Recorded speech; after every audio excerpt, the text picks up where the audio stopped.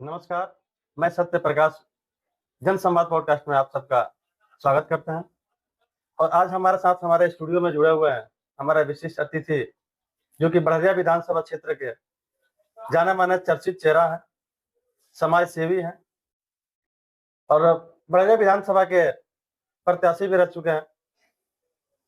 हम आइए आपसे बातचीत करते हैं और मिलाते हैं डॉक्टर अशरफ अली से जो कि राजद के वर्तमान में सिवान के नेता भी हैं।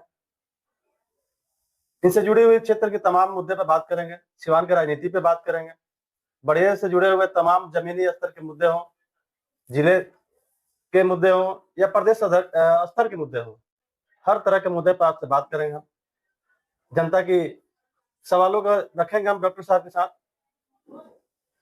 और हर सवाल पर एक संतोषजनक जवाब की उम्मीद रखते हैं। आइए मिलते हैं और सवाल जवाब शुरू करते हैं। डॉक्टर साहब आपका बहुत-बहुत स्वागत है हमारे स्टूडियो में।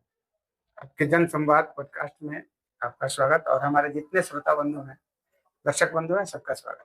धन्यवाद। बहुत-बहुत धन्यवाद। डॉक्टर साहब हम किसी भी विषय को शुरू करेंगे उससे पहले आपसे ये जानना चाहेंगे कि आप डॉक्टर हैं और आप एक संस्था भी चलाते हैं, गरीब हॉस्पिटल के नाम से, जो कि बड़े में बहुत फेमस हो चुका है। लोगों के दिमाग में और दिल में ये घर कर चुका है कि हम कहीं इलाज कराने चलें, उससे पहले हम क्यों ना डॉक्टर अशरफ अली की क्लिनिक पे चलें, जो गरीब हॉस्पिटल के नाम से चलाते हैं। गरीबों के लिए फ्री में इलाज, दवाई में विशेष सुविधा लोगों के लिए रखे हैं। तो ऐसी क्या चीज़ है जो लोगों को आपकी तरफ आकर्षित कर रही है? देखिए, ये एक समाज है ना? हम लोग एक चेन में बंधे हुए हैं और जो भी समाज में रहने वाले व्यक्ति हैं, खास करके समाज के जो गरीब तबके के लोग हैं, उन्हें कहीं न कहीं कुछ फ़ायदे चाहिए। क्योंकि उनके पास पैसों की कमी है, उनके पास धन की कमी है, तो वो चाहते हैं कि कम से कम पैसे में मेरा इलाज हो जाए और हमारी जान बच जाए। इन सारी चीज़ों को देखते हुए लोग हमसे आकर्षित होते हैं क्योंकि हम समाज में जीना चाहते हैं, सामाजिक बनना चाहते हैं, लोगों के साथ रहना चाहते हैं और उसके लिए हमको ये सब कर्म करना पड़ता है, कार्य करना पड़ता है। डॉक्टर साहब आज के समय में जितने भी लोग पढ़ लिख के आ रहे हैं, डॉक्टर बन के आ रहे हैं, तो उनके दिमाग में एक ही चीज़ चल रहा है कि हम डॉक्टर बन के रुपए कमाना है। और आप जब डॉक्टर बन के आए तो डॉक्टर बनने के बाद आप डायरेक्ट विधानसभा में आपने आगे बढ़ दिया और आने के बाद आपने गरीब हॉस्पिटल के नाम से अस्पताल की शुरुआत की और शुरू से ही आपने फ्री और गरीबों के लिए विशेष ध्यान रखना शुरू किया। तो ये दिमाग में आपके विचार आया कहाँ से? देखिए, मेरी पैदाइशी ही सोच थी कि अगर मैं डॉक्टर बनता हूँ तो प्रत्येक फ्राइडे को कम से कम वीकली 1 डे, जिसमें सबसे अच्छी दिन है फ्राइडे, तो फ्राइडे को मैं फ्री देखूँगा। तो फ्राइडे को फ्री देखना शुरू किया, उसमें कोई राजनीतिक बात नहीं थी, वो मेरे जीवन से जुड़ा हुआ है। मैं इसमें एक कंसेप्ट देता हूँ कि पूरे 1 सप्ताह में 7 दिन में 6 दिन मैं अपने परिवार, समाज, रिश्तेदार सबके लिए देता हूँ। लेकिन सिर्फ 1 दिन अपने लिए रखा हूँ, वो है फ्राइडे का दिन। 1 दिन की कमाई मेरी होती है और 6 दिन की कमाई दूसरों की होती तो बहुत अच्छी सोच है, बहुत अच्छी पहल है और यही चीज़ है डॉक्टर साहब कि बड़हरिया विधानसभा में ही क्यों क्या पूरे सिवान जिला में आपकी एक अलग छवि बन चुकी है कि कहीं कुछ हो ना हो, अगर हमारे पास पैसे नहीं है, घर में कोई बीमार तो हम लोग चले गरीब हॉस्पिटल की तरफ। तो इसके लिए बहुत-बहुत धन्यवाद डॉक्टर साहब कि जो ये आपकी पहल है, बहुत सराहनीय है है। और धन्यवाद, समाज के लिए बहुत अच्छा योगदान है आपकी तरफ से। इसके लिए हमारे पूरे टीम की तरफ से आपके लिए बहुत-बहुत बधाई है। बहुत-बहुत धन्यवाद। देखिए, सबसे बड़ी बात ये है कि अधिक धन की कोई ज़रूरत नहीं है। अगर कोई बहुत ही माने सुलभ सोच रखता हो, तो उसको ये समझ आएगी कि अधिक धन की कोई ज़रूरत नहीं। धन उतना ही चाहिए जितना में हम जी लें और हर एक सुख जो हमको चाहिए वो मिल जाए, मेरे बच्चों की पढ़ाई हो जाए, परिवार को सुख मिले। उससे ज़्यादा धन का कोई उद्देश्य नहीं, कोई औचित्य नहीं। दुनिया बस तो सब पूरी दुनिया तो धनी के पीछे भाग रही है। मिलता क्या है? अंत में मिलता क्या है किसी को? सब लोग देखें, कुछ नहीं। हम आपको बता दें कि अगर कितना हो धन मिले और संतान अच्छे जगह पे नहीं जाए, पढ़े-लिखे नहीं, सामाजिक नहीं बने, तो उस धन का कोई औचित्य नहीं। इसीलिए हम उतना ही धन कमाना चाहते हैं जितना में हमारे जीवन की परवरिश हो जाए और हमारे बाल-बच्चे भी अच्छा से जी सकें। समाज में हम अपने आप को ज़िंदा रख सकें, इतना की ही ज़रूरत है, उससे ज़्यादा नहीं। डॉक्टर साहब एक और विचार आ रहा है हमारे मन में, सवाल आ रहा है कि आप स्वास्थ्य क्षेत्र में अपनी जितनी हो सके अपना स्तर से कर रहे हैं।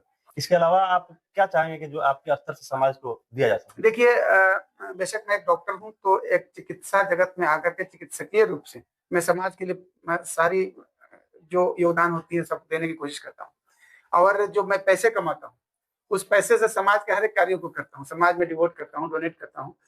अ, कोई भी क्षेत्र नहीं जहाँ पे मैं नहीं लगा रहता हूँ, अपने कमाई के पैसों से।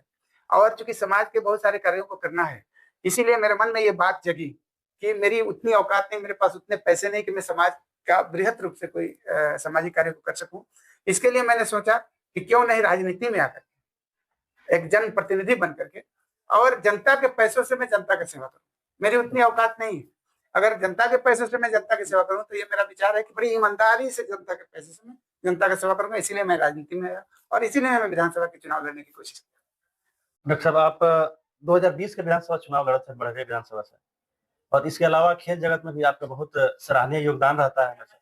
तो 2020 के चुनाव लड़ने के बाद तब से अब तक के आपके राजनीतिक जीवन की सबसे अच्छी अनुभव क्या रही है? देखिए, मेरे राजनीतिक जीवन में सबसे अच्छी अनुभव यही है कि मैं हर जगह ईमानदारी से लगा रहता हूँ और सबके सहयोग में लगा रहता हूँ। लोग बहुत अच्छा उम्मीद रखते हैं किसी से भी कि हमें कोई सहयोग करे, चाहे वो खेल जगत हो, चिकित्सा जगत हो, सामाजिक कोई कार्य हो या शादी-ब्याह हो, मरनी-जीनी हो, गरीब मजबूर के लिए सहयोग की बात।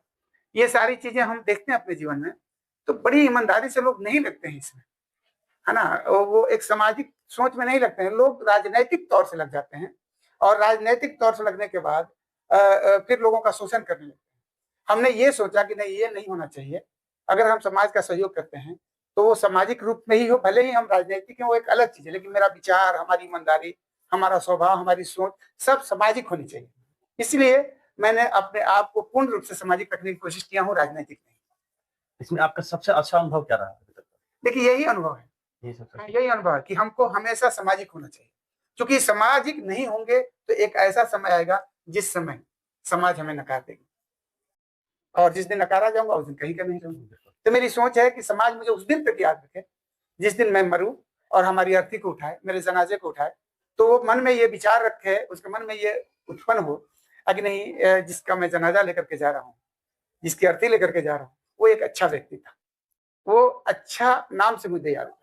इसीलिए व्यक्तित्व ये बनी होनी चाहिए। हाँ, व्यक्तित्व बनी रहनी चाहिए, मरने के दिन तक, अंतिम संस्कार तक और ये अनुभव हमारे हृदय में है और इसको मैं हमेशा करता रहूँगा। बहुत-बहुत धन्यवाद इसके लिए। डॉक्टर अशरफ अली हैं, बड़हरिया विधानसभा के प्रत्याशी भी रहे हैं और अभी राजद के कद्दावर नेता भी हैं। जिले का सिवान जिले में अच्छी पकड़ है इनकी राजनीतिक पृष्ठभूमि को लेकर और बड़हरिया विधानसभा के लिए अभी राजद की टिकट पर चुनाव लड़ने की भी तैयारी में है। तो डॉक्टर साहब क्या लगता है कि राजद आपको टिकट देगी और आप राजद की ही टिकट पर चुनाव लड़िएगा? देखिए, हमारे माननीय नेता प्रतिपक्ष श्री तेजस्वी प्रसाद यादव जी ने बहुत सारी सभाओं में बोले हैं, पूरी सभा में बोले हैं, भरी सभा में बोले हैं कि इस बार मैं टिकट किसी नेता के कहने से नहीं दूँगा। इस बार वो टिकट सर्वे कराएँगे, जनता के बीच में जाएँगे, जनता से पूछेंगे कि आपके बीच में रहने वाला कौन-सा प्रत्याशी है, प्रतिनिधि है आपका सेवक।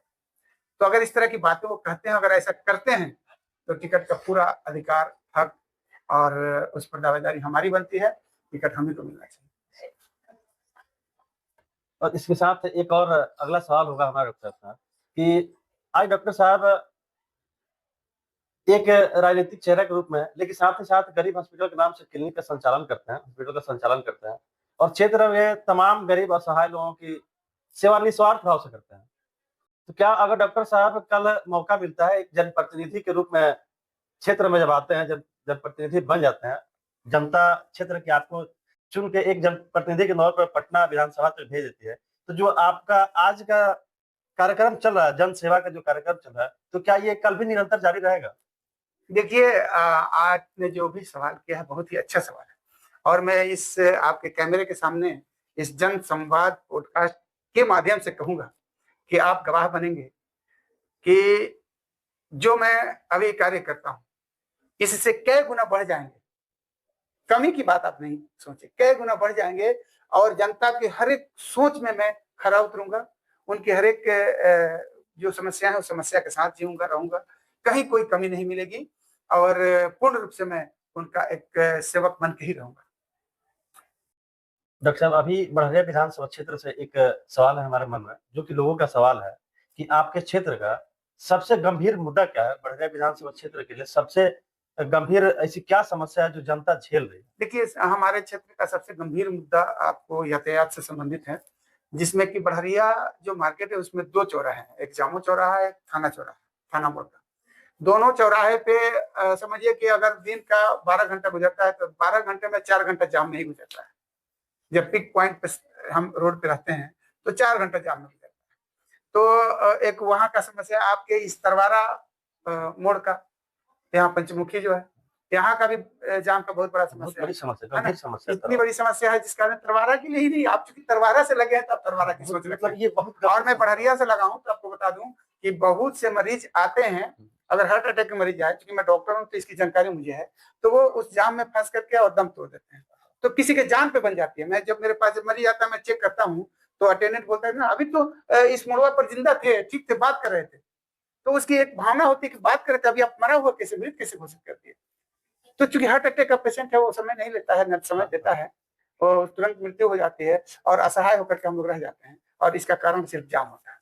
तो हमारे बड़हरिया में जाम का समस्या है, और आपको मैं बता दूं बहुत बड़ी समस्या, हर पल हर क्षण है, जो आपको तरवारा से लेकर के और बड़हरिया तक, बड़हरिया के कुछ आगे ये रोड है, सड़क मार्ग है, ये सिंगल रोड है, तो इसको डबल होना चाहिए, बहुत जरूरी है, बहुत लोड है। हम बहुत दिन से उम्मीद करते आ रहे हैं कि हमारे माननीय विधायक महोदय डबल करा देंगे, क्योंकि यही रोड जब गोपालगंज तक जाती है तो गोपालगंज विधायक क्षेत्र में डबल हो चुका है, लेकिन बड़हरिया क्षेत्र में सिंगल ही है। आपको तरवारा से चाणी तक सिंगल रोड है, बढ़हरिया से आपको जामो तक सिंगल रोड है, जो हर पल के लिए समस्या बना हुआ है। ये थोड़ी सी सोच की जरूरत है।